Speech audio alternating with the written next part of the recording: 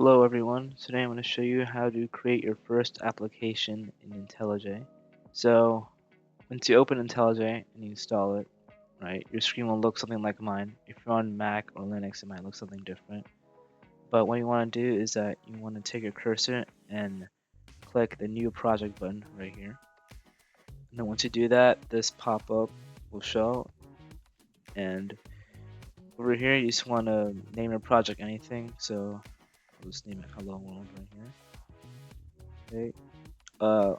You can leave the location as it is, and if you want to change it, you can. Language, you want to click Java right here. And then for your JDK, you can just select Add JDK and then use Oracle, right? And we're not going to add any sample code, we're going to do this from scratch. So hit Create right here. Now once you do that, you'll be taken over to this screen. On the left-hand side, you'll see Hello World and then the blue folder that says SRC. So on this blue folder, you want to right click and hit new Java class.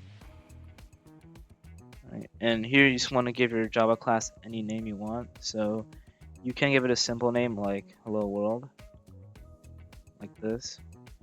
Or if you want to add this class to a package, you can do com.company dot and then your class name. And make sure you separate everything with dots. Okay. Now once you do that, you want to hit enter. And this will pop up right here. Your public class Hello World. And once you have this, it's really, you don't do much from here. You just put in your main method, just like that. Hit tab. And then now from here you can do SOUT tab and then type in Hello World right here. And then now let's just run this really quick. Hit this over here.